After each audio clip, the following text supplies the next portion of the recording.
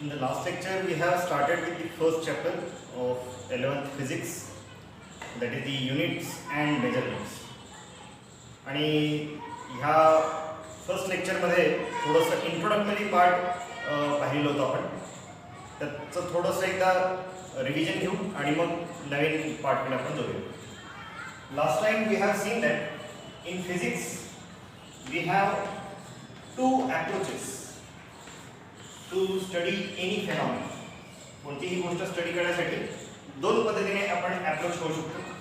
एक that we call it as experimental way,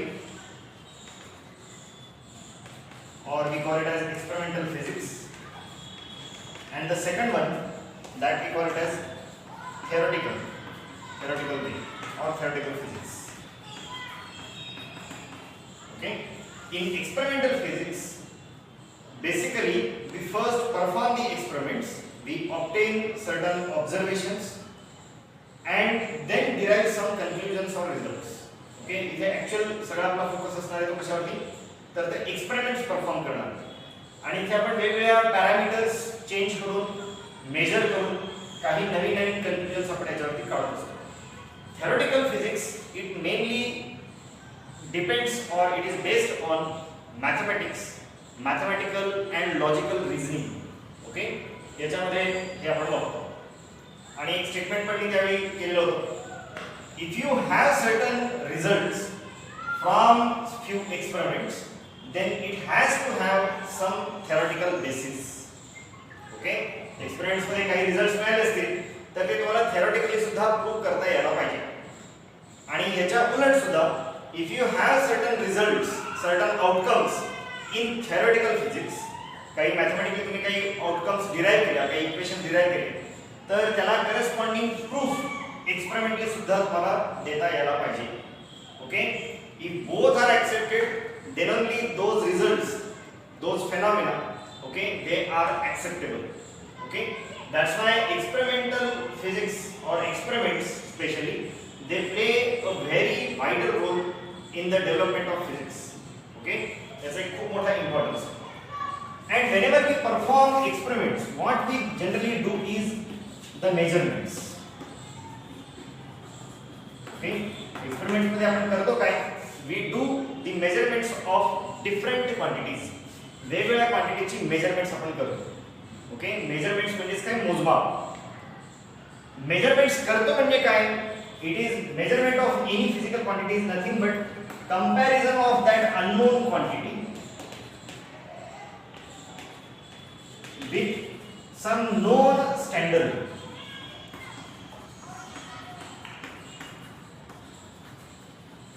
Okay, काहीतरी एका known standard क्वांटिटीशी आपण त्याचे कंपॅरिझन करतो. This comparison process we call it as measurement. Okay, and this standard which we use to compare the unknown quantity, that we call it as unit of that physical quantity. Okay, the standard used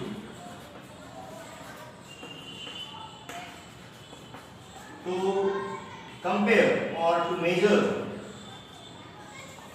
the unknown quantity. Okay, the unknown quantity, that standard we call it as the unit of that physical quantity. आणि याचे बरेचसे examples पण तुम्हाला दिलेले होते. Length major करण्यासाठी आपण बरेचसे स्टँडर्ड्स आपण वापरतो, like foot, metre, inch, centimetre, millimetres. Okay, वेगवेगळ्या टाईपचे आपण स्टँडर्ड्स वापरतो लेंथ मेजर करण्यासाठी.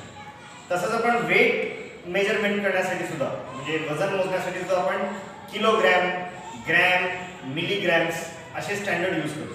So these are the units of mass. Okay, किंवा टेम्परेचर मेजर करण्यासाठी आपण डिग्री सेल्सियस किंवा फॅरनहाइट हे युनिट्स आपण यूज करतो. Okay, they are the units of temperature. Current measurement करायचं आहे तर आपण एम्पियर, मिली एम्पियर असे युनिट्स यूज करतो. टाइम मेजर करायचं आहे, second, hour, minutes, day, okay, किंवा इयर्स हे आपण स्पेसिफाय करतो. So all these are the units of time. So what is meant by unit of a physical quantity is nothing but a standard which is use to measure that quantity. Okay, एक जी standard आपण त्या क्वांटिटीच्या मेजरमेंटसाठी वापरतो त्या स्टँडर्डला आपण काय म्हणतो, unit of that physical quantity. आता हे स्टँडर्ड आहे म्हणजे काय, ह्याला काहीतरी पॅरामीटर्स असायला पाहिजे, काहीतरी कंडिशन्स असायला पाहिजे. आहे काय, this standard should be universally acceptable. Okay, हे सगळीकडे ऍक्सेप्ट केलं गेलं पाहिजे. फक्त मी माझ्यापुरतं काहीतरी एक वेगळं स्टँडर्ड घेतो, बाकीच्यांना ते डिफाईनच करता येत नाही किंवा यूज करता येत नाही, असे स्टँडर्ड्स आपण युनिट म्हणून घेऊ शकत नाही. ओके, एक एक्झाम्पल म्हणून, suppose I want to measure the length of this board और the height of this board. कसं मोजू शकतो, समजा माझ्याकडे एक काहीतरी हा सपोज चॉक आहे.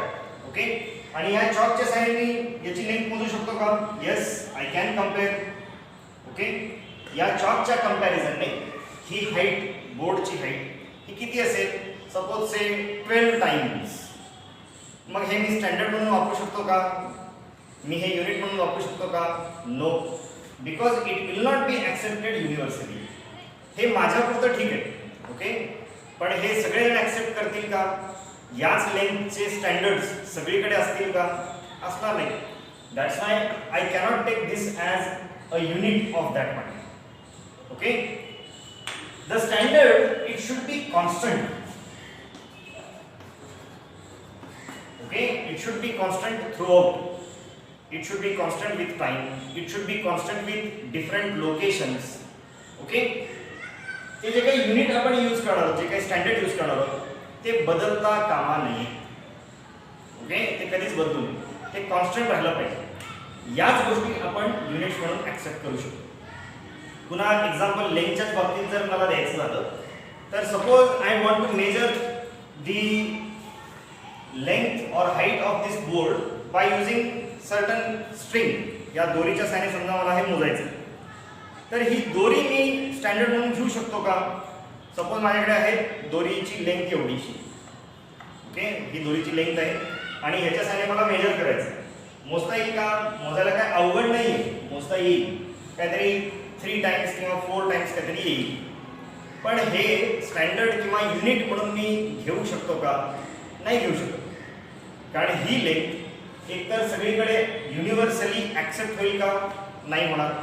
हीच लेंथ सगळीकडे उपलब्ध असेल का? अवेलेबल असेल का? नाही. दुसरं, ही लेंथ कॉन्स्टंट राहील का? ही लेंथ कॉन्स्टंट आहे का? नाही. मी थोडासा जर याला टेन्शन दिला जास्त तर याची लेंथ वाढेल, टेन्शन कमी केला तर लेंथ कमी होते. म्हणजे काय, it is not a constant. Okay, we cannot use this as a standard. We cannot use this length as the unit to measure the height of any object or length of any object.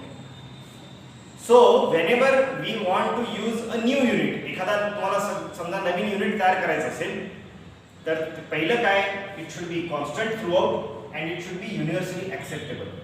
Okay, सगळीकडे ते accept केलं गेलं पाहिजे.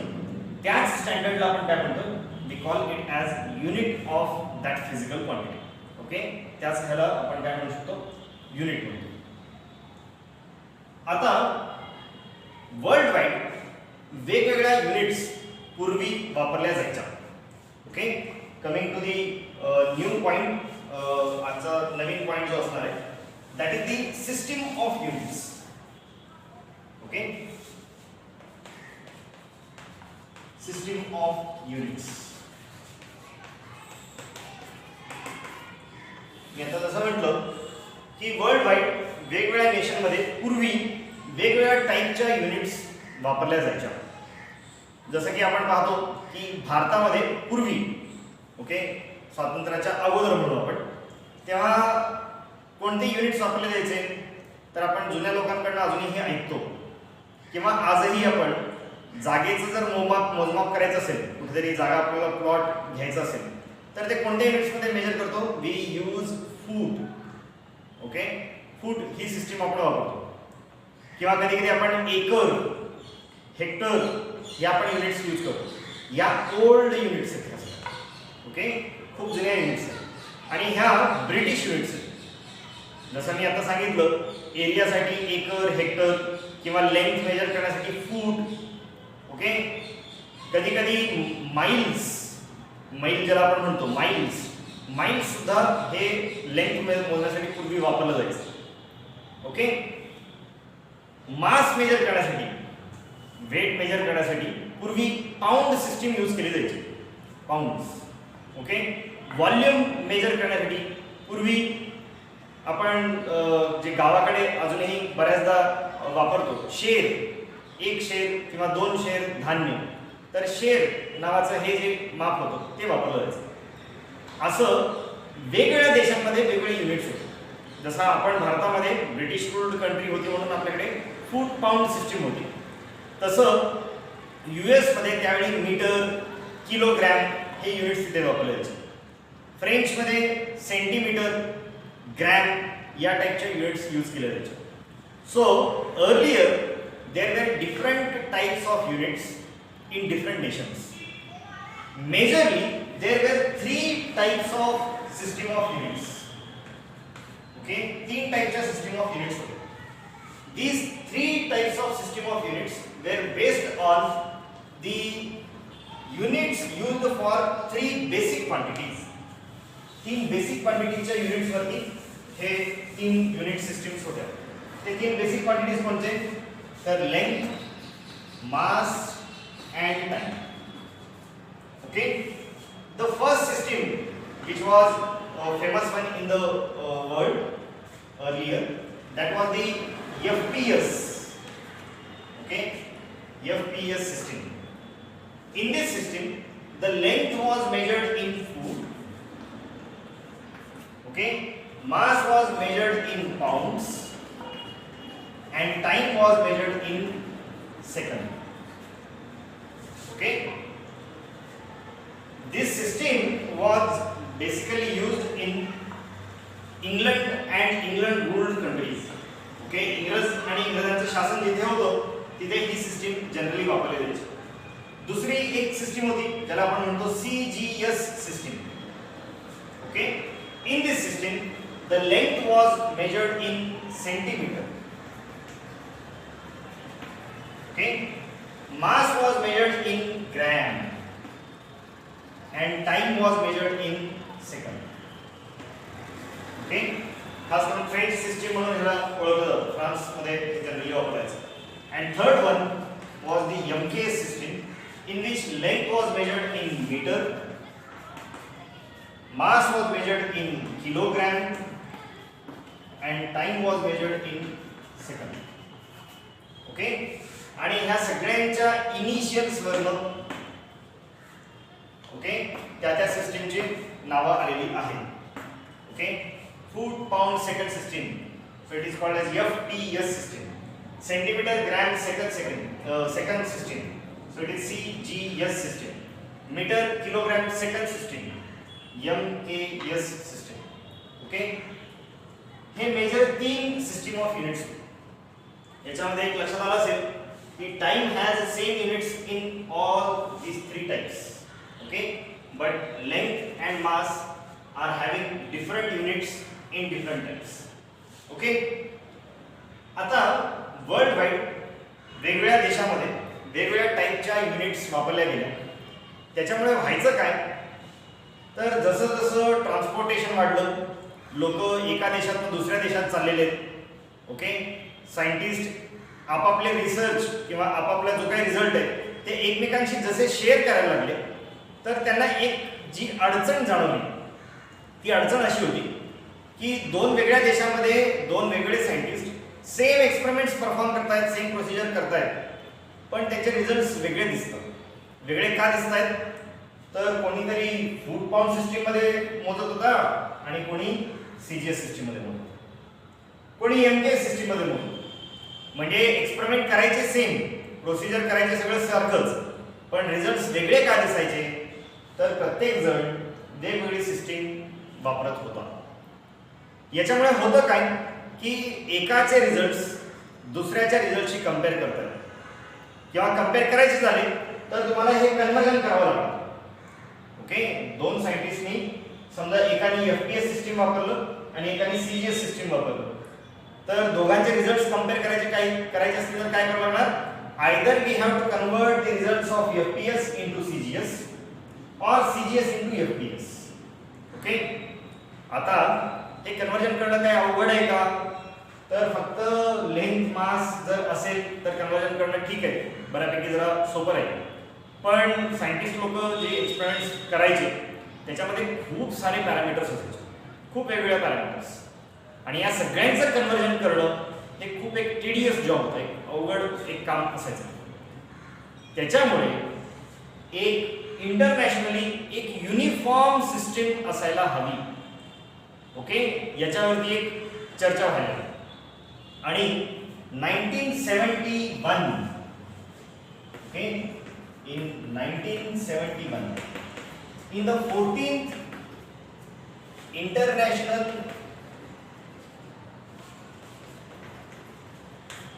General Conference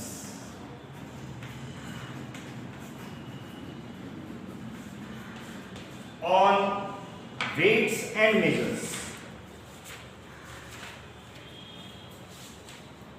on weights and measures, या एका conference मध्ये पहिल्यांदा एक नवीन सिस्टीम रेकमेंड केली गेली. ओके, हा एक इंटरनॅशनल कॉन्फरन्स होता की ज्यामध्ये सगळ्या जगभराचे वैज्ञानिक सगळे आले आणि त्यांनी एक असा एक ठराव तिथे ठेवला की आपण हे असे वेगवेगळे सिस्टीम वापरण्याच्या वेळी वर्ल्ड वाईड इंटरनॅशनली एक कॉमन सिस्टीम आपण एम्प्लॉय करू, एक कॉमन सिस्टीम आपण तिथे आणूया. आणि ती ॲक्सेप्ट केली गेली 1971 मध्ये. आणि ती नवीन जी सिस्टीम आहे that is the fourth system, that we call it as SI. Okay, याचा मीनिंग होतो international system. Okay, it is the international system which we are using right now. आपण आत्ता ज्या काही मेजरमेंट्स घेत असतो किंवा जे काही सिस्टीम आपण यूज करतो ती कोणती आहे? It is the SI system. Okay, international system. आता जसं इथे बेसिक 3 क्वांटिटीज आणि त्याच्या 3 युनिट्स आपण पाहिलेल्या होत्या, तसं एसआय सिस्टीम मध्ये there are 7 fundamental quantities. Okay, there are 7 fundamental quantities and corresponding to them there are 7 fundamental units also. Okay, quantities आहेत म्हणजे काय, त्याला corresponding units पण असतात. ओके, इथे 3च होते या सिस्टीम्स मध्ये, इथे मात्र 7 अशा बेसिक किंवा ज्याला आपण काय म्हणतो फंडामेंटल क्वांटिटीज. फंडामेंटलचा मीनिंग होतो मूलभूत. ओके, मूलभूतचा मीनिंग काय की जे दुसऱ्यावरती अवलंबून नाहीत असे 7 फंडामेंटल क्वांटिटीज. या 7 क्वांटिटीज आहेत they R physical quantities. Physical म्हणजे काय, फिजिक्स मध्ये त्यांना ज्या काही फॉर्म्युलीज आहेत त्याच्यावरती बेस्ड ह्या मेजरमेंट्स घेतल्या जातात. Okay, along with these 7 fundamental there are 2 supplementary quantities. Okay, there are 2 supplementary quantities and supplementary units. Okay, supplementary म्हणजे काय तर जोडलेले. या 7 ला हे 2 जोडले.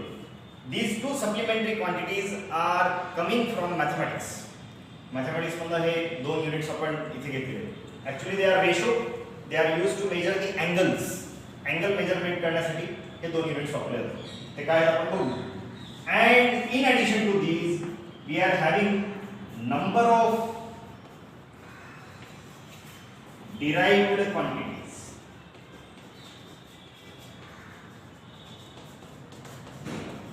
Okay, there are n number of derived quantities and derived units. derived चा meaning काय, कशावरती तरी अवलंबून असणं, कशापासून तरी ऑब्टेन करणं, कशापासून तरी डिराइव्ह करणं. आणि हे कशावरती डिपेंड करतात, they depend on these. Okay, या 7 फंडामेंटल किंवा 2 सप्लिमेंटरी क्वांटिटीज वरती या सगळ्या क्वांटिटीज डिपेंड करतात. तर basically we are having only 7 fundamental physical quantities, 2 supplementary physical quantities, 2 supplementary mathematical quantities. Rest of all quantities, बाकी जेवढ्या काही क्वांटिटीज आपण डे टू लाईफ मध्ये मोजतो किंवा ज्या काही फिजिक्स मध्ये आपण यूज करतो, हे सगळे कोणते आहेत? They are derived. डिराइव्डचं मीनिंग काय? All those quantities they do depend on these 7+2. या 7+2 क्वांटिटीज वरतीच बाकीच्या सगळ्या क्वांटिटीज डिपेंड करतात. ओके, आपण हे काय काय आहे हे जरा बघूया. Okay, so let us see this SI system. हे जरा SI सिस्टम थोडं नीट बघूया. Okay, fourth one that is the SI system. Okay, now what is meant by fundamental quantity? पहिल्यांदा हे जरा डिफाइन करू. What are fundamental quantities? The fundamental quantities are defined as the physical quantities which do not depend for their measurement on any other physical quantity. They are called as fundamental quantities. Okay, अशा मूलभूत quantities की ज्या दुसऱ्या कोणत्याही quantities वरती अवलंबून नाहीत, अशा क्वांटिटीजला काय म्हणतो आपण? फंडामेंटल. ओके, म्हणजे त्या क्वांटिटीज जर मेजर करायच्या झाल्या तर तुम्हाला दुसऱ्या कुठल्या तरी क्वांटिटीच्या मेजरमेंटवरनं ते काढता येत नाही, तर त्यासाठी तीच क्वांटिटी मोजावी लागते. For example, I want to measure the length of an object. एखाद्या ऑब्जेक्टचा मला लेंथ मोजायचं आहे, तर त्यासाठी काय मोजावं लागेल? I have to measure the length only. याच्यासाठी मला लेंथच मोजावं लागणार, दुसऱ्या कुठल्या क्वांटिटीवरती ती अवलंबून नाही. I want to measure the time. Time doesn't depend on any other quantity.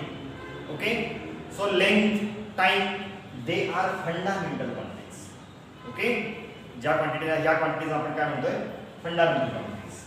Okay, आता हे फंडामेंटल क्वांटिटीज यांना करस्पॉन्डिंग ज्या युनिट्स असतात त्यांना आपण म्हणतो fundamental units.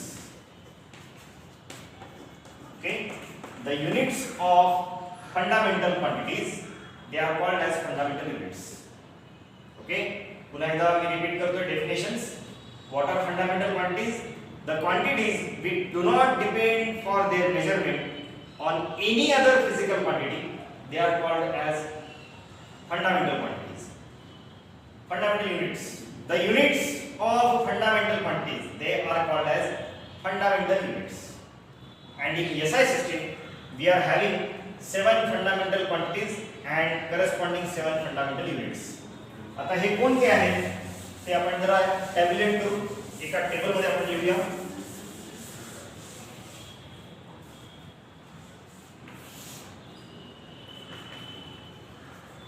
Fundamental quantity,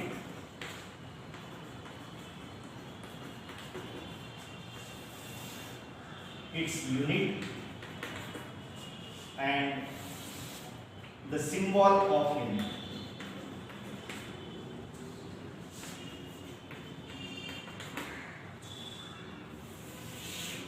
okay, या पद्धतीने आपण एक टेबल तयार करू. याच्यात हे लिहू 7 फंडामेंटल क्वांटिटीज. कोणकोणते? The first one, that is the length. Okay, length is the first fundamental quantity. It has unit in SI system as meter. Okay, length चा unit SI system मध्ये आपण काय घेतोय? मीटर. याचा सिम्बॉल यूज करणार आहोत small m. Second, that is the mass. It has SI unit kilogram. Symbol kg. Symbol of the unit is kg. Third quantity, that is the time. Okay, which has SI unit second. Okay, symbol काही ठिकाणी s लिहितात काही जण, काही ठिकाणी SEC sec असे लिहितात. Okay, fourth one, that is the temperature. या टेम्परेचरला ऍब्सोल्यूट टेम्परेचर असे म्हटलं जातं. आतापर्यंत तुम्ही टेम्परेचर मोजण्यासाठी डिग्री सेल्सिअस हे एक युनिट पाहिलेलं होतं. काही जणांना फॅरनहाइट हे पण युनिट माहिती असेल. डॉक्टरांकडे आपण गेलो तर आपल्याला किती ताप आलेला आहे हे मेजर करताना ते जे युनिट वापरतात ते म्हणतात ना 100 ताप आहे, 101 ताप आहे, 102 ताप आहे. ते 101, 102 किंवा 100 ताप हे डिग्री सेल्सिअस मधलं नसतं. ते टेम्परेचर कशातलं आहे? ते फॅरनहाइट मधलं आहे. कारण 100 डिग्री सेल्सिअस जर आपला ताप झाला तर आपण राहणार का? बिलकुल नाही. कारण 100 degree Celsius is the boiling point of water आणि आपल्या शरीरात तर वॉटर कंटेंट खूप आहे, 60-70% वॉटर कंटेंट आणि आपल्या बॉडीचं टेम्परेचर 100 डिग्री सेल्सिअस झाला तर आपण इव्हॅपोरेट होणार. त्यामुळे आपला टेम्परेचर जो डिग्री सेल्सिअस मध्ये नाही, तो टेम्परेचर कशामध्ये आहे?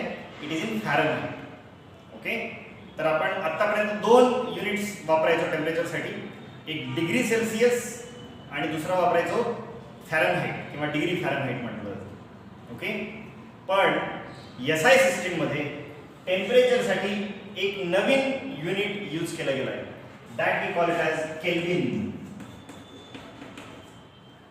Okay, kelvin. यापुढे टेम्परेचर आपण केल्विन मध्येच मेजर करणार आहोत. इवन केमिस्ट्रीमध्ये सुद्धा तुम्ही हे पाहणार आहात, केल्विन स्केल ऑफ टेम्परेचर असं तिथे पाहणार. Okay, it has the symbol capital K. Okay, capital K.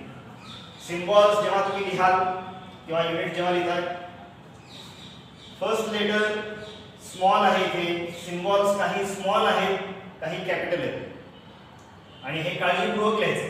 Okay, symbols किंवा युनिट्स हे अगदी काळजीपूर्वक लिहा. चुकीच्या पद्धतीने किंवा चुकीचं युनिट लिहिलात तर तुमचे मार्क्स जातात. बोर्डाचा रूल आहे, सिंपल म्हणजे मार्क्स कट करण्याचे रूल्स आहेत. If you write wrong or incorrect unit, okay, then the marks will be deduced. For one incorrect unit, half of the mark is reduced. Okay, बोर्डाचे rules आहेत, बोर्डाच्या paper चेकिंगचे rules आहेत. Okay, fifth quantity that is the electric current.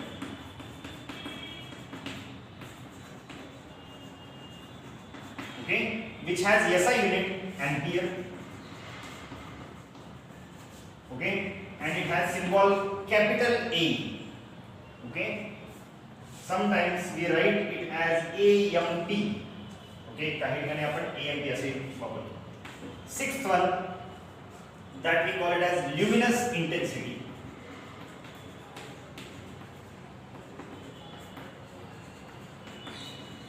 luminous intensity चा meaning काय? तर एखाद्या ऑब्जेक्टची स्वतः तो किती लाईट एमिट करत असतो, तो स्वतः किती इल्युमिनेट करतो, त्याची जी इंटेन्सिटी म्हणजे काय? प्रकाशाची तीव्रता आपण ज्याला आपण म्हणतो. ओके, ती तीव्रता किती आहे, एखादा ऑब्जेक्ट किती लाईट एमिट करतो, किती ब्राईट आहे, किती इंटेन्सने लाईट बाहेर फेकतोय, त्याचे मोजमाप करण्यासाठी एक युनिट आहे. त्या युनिटला आपण म्हणतोय candela. Okay, candela. It has a symbol small c. Okay, small c, candela. And the last one, that is the amount of substance.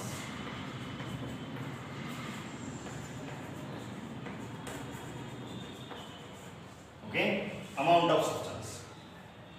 हे amount of substance म्हणजे काय? की एखाद्या ह्याच्यामध्ये ऑब्जेक्ट मध्ये सपोज हा चॉक आहे, याच्यामध्ये किती अमाउंट ऑफ सबस्टन्स आहे. आता अमाउंट ऑफ सबस्टन्स म्हणजे त्याचा मास का?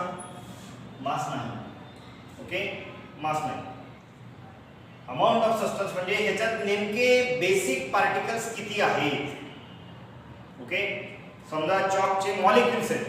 ओके, चॉक मॉलिक्युल्स आहेत या पावडरचे जे काही मॉलिक्युल्स असतील, तर याच्यामध्ये किती नंबर ऑफ मॉलिक्युल्स आहेत हे जे सांगतं ते म्हणजे अमाउंट ऑफ सबस्टन्स. ओके, आणि हे मेजर करण्यासाठी जे युनिट आहे दॅट इज द मोल. केमिस्ट्रीमध्ये पुन्हा आपण हे खूप वापरणार आहोत, मोल किंवा अमाउंट ऑफ सबस्टन्स कन्सेप्ट. याचा सिम्बॉल आहे MOL. Okay, so these are 7 fundamental quantities, their corresponding 7 fundamental units and their corresponding 7 symbols.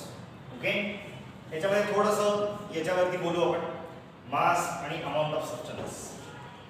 मास ही कन्सेप्ट कुठे येते? तर मास ही कन्सेप्ट येते तुमच्या Newton's first law of motion मध्ये. तुम्हाला आठवत असेल न्यूटन्स लॉज ऑफ मोशन तुम्हाला शाळेत 8वी 9वी 10वीला कुठे ना कुठे झालेले आहेत. फर्स्ट लॉ ऑफ मोशन काय सांगतं? Any object in the universe it will remain in its own state of motion unless and until it is acted upon by some external unbalanced force.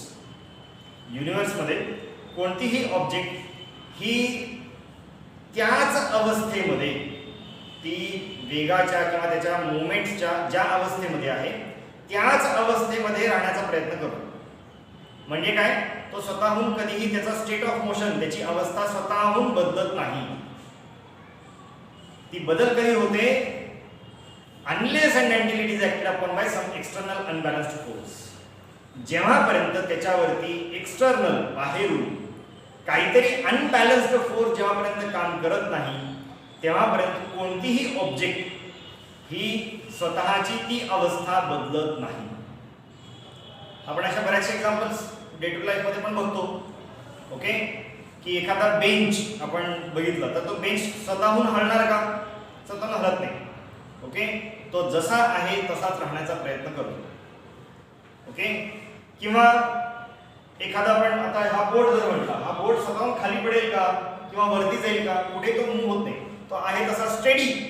म्हणजे एखादा ऑब्जेक्ट जर steady असेल, stationery असेल, तर तो तसाच स्टेशनरी राहण्याचा प्रयत्न करतो.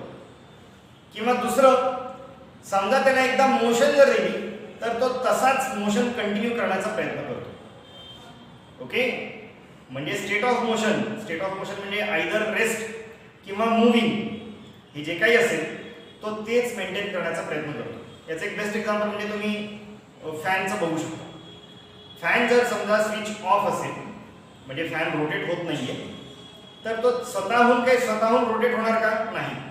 तो तसाच शांत, तसाच स्थिर राहण्याचा प्रयत्न करणार, स्टेशनरी राहण्याचा प्रयत्न करणार. जेव्हापर्यंत कोणी त्याला फिरवत नाही, मग ते आयदर हवेने फिरत नाही किंवा इलेक्ट्रिसिटीने फिरत नाही, तेव्हापर्यंत तो तसाच स्टेशनरी राहण्याचा प्रयत्न करणार. आणि जेव्हा एकदा तो फिरायला लागेल, ओके, तुम्ही एक्सटर्नल त्याला समजा फिरवायला लावला, करंट पास केला, स्विच ऑन केलं आणि फॅन फिरतोय, आणि नंतर तुम्ही जर फॅन ऑफ केला, बटन ऑफ केला, तर काय होईल? तो सडनली थांबत नाही, तो तसाच पुढे फिरत राहतो. ओके, तसाच पुढे सुद्धा थोडा वेळ फिरत राहणार. नंतर फ्रिक्शनल फोर्समुळे तो थांबेल सुद्धा. ओके, तर तो पुढे जेव्हा तुम्ही एकदा रोटेट करताय, तो तसाच रोटेट होण्याचा प्रयत्न करणार. ओके, म्हणजेच काय? Any object it will try to remain in that state of motion only. त्याला जी मोशनची स्टेट किंवा जी अवस्था आपण देतो त्याच अवस्थेमध्ये राहण्याचा तो प्रयत्न करतो. जेव्हापर्यंत त्याला एक्सटर्नल अनबॅलन्स्ड फोर्स देत नाही तेव्हापर्यंत तो त्याच स्टेट ऑफ मोशनमध्ये राहतो. ओके, हे होतं Newton's first law of motion. Okay, this property of the body, कुठल्याही ऑब्जेक्टची ही जी प्रॉपर्टी आहे, त्याची जी ही टेंडन्सी आहे not to change the state of motion, state of motion स्वतःहून न बदलण्याची ही जी त्याची प्रॉपर्टी असते, या प्रॉपर्टीला नाव आहे इनर्शिया. ओके, याला आपण काय म्हणतो? इनर्शिया. मराठीमध्ये यालाच जडत्व असंही म्हणतो. Okay, so inertia is what? It is the property of any material object to remain in the same state of motion, okay, to oppose the change in the state of motion.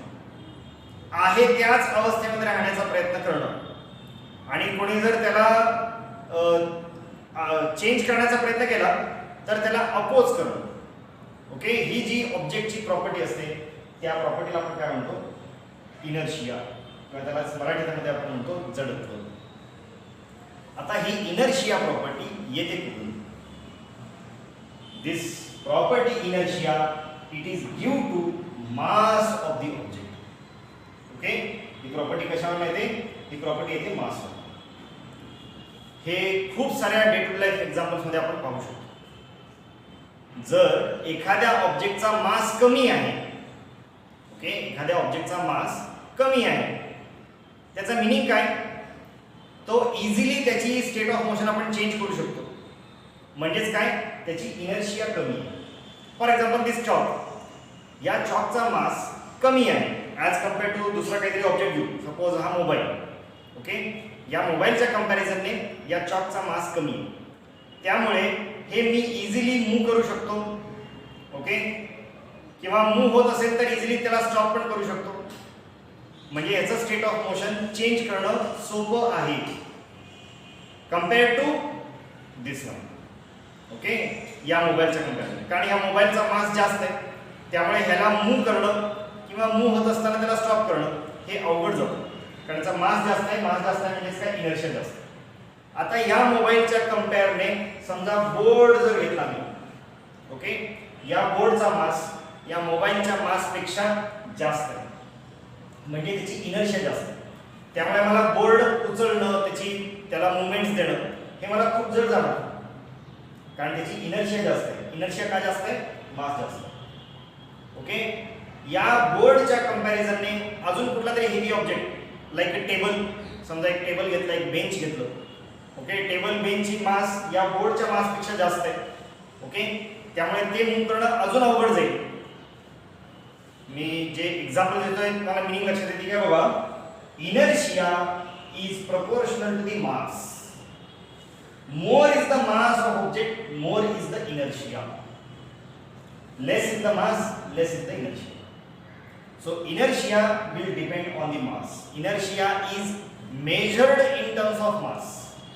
Inertia he quantity directly मोजता येत नाही, पण मास मोजला की तुम्ही inertia किती आहे हे सांगू शकता. Okay, so mass is that quantity. त्यामुळे या मासला बऱ्याचदा आपण इनर्शियल मास असेही म्हणतो. Okay, so mass is basically related with the inertia, that is the Newton's first law of motion. याच्यावरती हे डिपेंड करते. Now what is mean by amount of substance. आता अमाउंट ऑफ सबस्टन्स म्हणजे काय हो, की एखादी म्हणजे मी पुन्हा त्या चॉककडे जातो. या चॉकमध्ये चॉकची पार्टिकल्स किती आहेत. ओके, या चॉकमध्ये त्या चॉकचे पार्टिकल्स म्हणजेच काय, चॉकचे मॉलिक्युल्स म्हणू आपण. ओके, हा ज्या काही मॉलिक्युल्स पासून तयार झालाय ते किती मॉलिक्युल्स याच्यामध्ये आहेत. ओके, म्हणजे तो एक नंबर आहे. Okay, that we call it as amount of substance. Okay, त्याला आपण काय म्हणतोय, अमाउंट ऑफ सबस्टन्स. इथे आपण त्या चॉकचा मास काढत नाही किंवा त्या पार्टिकलचा मास काढत नाही. हा, पण त्या चॉकच्या मास आणि पार्टिकलच्या मासवरनं आपण ह्याच्यामध्ये या चॉकमध्ये किती नंबर ऑफ पार्टिकल्स येथे काढू शकतो. लक्षात का बघा. समजा या चॉकचा मास, ओके, या चॉकचा मास 10 ग्रॅम, सपोज याचा मास किती आहे, 10 ग्रॅम. आणि या चॉक मधल्या प्रत्येक पार्टिकलचा मास, एक एक पार्टिकल जर घेतला तर त्या पार्टिकलचा मास सपोज आहे 1 मिलीग्रॅम. ओके, आपण एक एक्झाम्पल बघतोय. ओके, याच्यामध्ये एक पार्टिकल जो आहे, एक एक चॉकचे पार्टिकल, एका चॉकच्या पार्टिकलचा मास 1 मिलीग्रॅम आहे. Okay, 1 mg. तर या चॉकमध्ये नंबर ऑफ पार्टिकल्स किती असतील, सिंपल आहे हा. Okay, number of particles in this chalk will be mass of the chalk divide by mass of particle of the chalk, म्हणजे 10 ग्रॅम डिवाइड बाय 1 मिलीग्रॅम. आता हे थोडंसं कन्वर्जन करा.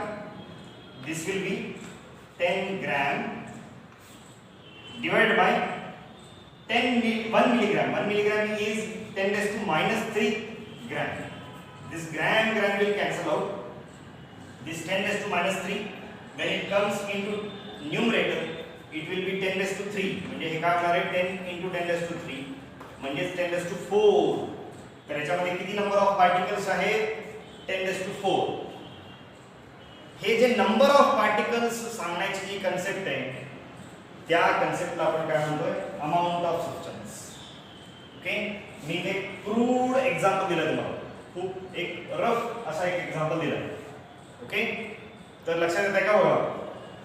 मास will depend on the inertia, that is the property to oppose the motion, and amount of substance it depends on the number of basic entities in that object. Okay, आता हे molecules पासून तयार झालं असेल तर mass of molecule घेणार, हे atoms पासून असेल तर मास ऑफ ॲटम घेणार. लक्षात येतोय? त्यामुळे अमाऊंट ऑफ सबस्टन्स कशावर डिपेंड करते? It depends on the number of basic entities in that object. Okay, त्याला आपण म्हणतोय अमाऊंट ऑफ सबस्टन्स. याच्याबद्दल अजून डिटेल केमिस्ट्रीमध्ये पण तुम्ही स्टडी करणार आहात, फिजिक्समध्ये नंतर हीटच्या चॅप्टरमध्ये जेव्हा येईल तेव्हा आपण याच्यावरती अधिक बघूया. Okay, so these are 7 fundamental quantities in SI system. There are 7 fundamental units and their symbols. Along with these 7 fundamental quantities, we are having 2 supplementary quantities.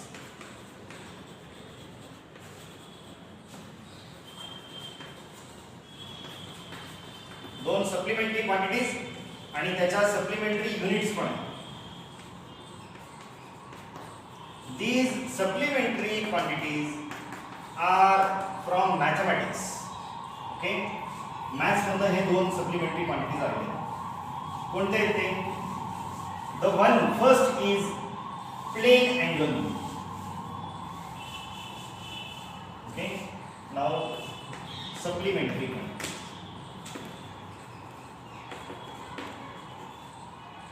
The first one that we call it as plane angle. Plane angle, angle which is in one plane. एका plane मध्ये जो angle आहे त्याला आपण काय म्हणतो? Plane angle. म्हणजे एखादा प्लेन याच्यामध्ये सपोज दोन लाईन्स आहेत. ओके, दोन लाईन्स मधला जो अँगल असतो त्याला आपण काय म्हणतोय? Plain angle. ओके, इथे हे दोन्ही लाईन्स कुठल्या तरी एका प्लेन मध्ये असते, एकाच प्लेन मध्ये. आपण मॅथमॅटिक्स मध्ये हे थेरम पण बघतो. Two lines are always in one plane. Okay, or त्याचा उलट असं पण म्हणू शकतो, we can draw one plane which contains the two lines. Okay, दोन लाईन्स मधनं जाणारा एक प्लेन आपण नेहमीच काढू शकतो. त्यामुळे प्लेन अँगल म्हणजे काय? an angle in a single plane. Okay, the angle between two lines that we call it as plane angle. आतापर्यंत तुम्ही अँगल मेजर करण्यासाठी डिग्री वापरायचा. तुमच्या कोन मापकवरती जे असतं, ओके, ते डिग्री हे युनिट तुम्ही वापरत होता. एसआय सिस्टीम मध्ये प्लेन अँगल साठी युनिट आहे ते म्हणजे रेडियन. ओके, मॅथमॅटिक्स मधला पहिला चॅप्टर तुम्हाला आठवत असेल, अँगल्स अँड देअर मेजरमेंट. याच्यामध्ये हे तुम्ही बघितलेलं रेडियन सिस्टीम. ओके, सिम्बॉल, याच्यासाठी सिम्बॉल आहे स्मॉल सी. म्हणजे जसं आपण डिग्रीसाठी डोक्यावरती उजवीकडे 0 सारखं दाखवतो आपण. ओके, 30 डिग्री असं जसं लिहितो आपण, तसं रेडियन कसं लिहिणार? Pi radian. त्याच्या डोक्यावरती काय? सी सारखं लिहायचं. Or many times we write it as RAD. Okay, right, radian. Radian साठी हा symbol. Okay, second one that we call it as solid angle. Solid angle म्हणजे काय? It is 3 dimensional angle. Okay, हा एका plane मध्ये होता, हा space मध्ये असतो. सॉलिड अँगलचं बेस्ट एक्झाम्पल म्हणजे आपण आईस्क्रीमचा कोन जर घेतला किंवा कोणताही कोन शेप जर घेतला तर त्या कोन मध्ये जो अँगल आहे, okay, that angle is a solid angle. म्हणजे आपण एखादा पेपर घेतला, ओके, हा पेपर जर मी समजा रोल केला हा पेपरचा, ओके, त्या पेपरचा असा कोन तयार केला, तर आतला जो अँगल असणार आहे हा आतला अँगल म्हणजे काय? It is a solid angle. Okay, याचा आतला हा जो अँगल असणार आहे, दिस इज दी सॉलिड अँगल. आता तुम्हाला लक्षात येईल की मी हे जर मोठं केलं तर काहीतरी बदलतं, अँगल बदलतो. Shape is still cone. Okay, shape is still a cone, पण आतला काहीतरी अँगल बदलतो. ओके, अँगल मोठा झाला तसा मी अँगल कमी पण करू शकतो. ओके, हा जो स्पेस मधला अँगल आहे, ओके, आता अँगल मला दिसतंय कमी झाला. ओके, हा जो स्पेस मधला हा जो काही अँगल असणार आहे, या अँगलला आपण काय म्हणतोय? Solid angle. It has the unit steradian. Okay, it is denoted as SR. Okay, याचं सिम्बॉल आहे SR. So these are two supplementary quantities. So in SI system we are having 7 fundamental quantities and corresponding to them there are 7 fundamental units, 2 supplementary quantities and 2 corresponding supplementary units, and along with these we are having n number of derived quantities. Okay, आता derived quantities म्हणजे काय, त्याचे definition अशी आहे, the physical quantities which do depend for their measurement on 2 or more fundamental quantities. ज्या quantities या 2 किंवा 2 पेक्षा जास्त फंडामेंटल क्वांटिटीज वरती डिपेंड करतात त्यांच्या मेजरमेंटसाठी. Okay, they are called as derived quantities. Okay, the physical quantities which depend on 2 or more fundamental quantities for their measurement are known as derived quantities. त्यांना आपण म्हणतो derived quantities. And the units of derived quantities are called as derived units. Okay, they are called as derived units. 7 fundamental, 2 supplementary and derived किती आहेत? Number of quantities, number of derived quantities खूप आहे. Okay, हे किती आहेत हे आपण त्याचं एक मोठं लिस्ट करणार आहोत. त्याच्यासाठी बेसिक प्रत्येक क्वांटिटीसाठीचा एक फॉर्म्युला, त्या फॉर्म्युलावरून त्याचा युनिट हे आपण काढणार आहोत. ओके, त्याच्या अगोदर थोडंसं आपण हे 2 सप्लिमेंटरी क्वांटिटीज आपण जे लिस्ट आउट केले हे जरा स्टडी करू. ओके, याच्यावरचे 1-2 एक्झाम्पल्स घेऊ, याचे फॉर्म्युले घेऊ आणि 2 एक्झाम्पल घेऊ. त्याच्यानंतर थोडंसं फंडामेंटल क्वांटिटीज मधले 3 लेंथ, मास आणि टाइम याच्यावरती थोडंसं आपण बघूया. तुम्हाला पुस्तकामध्ये डिटेलमध्ये ते length, measurement of length, measurement of mass, measurement of time हे सब टॉपिक्स तुम्हाला तिथे दिलेले आहेत.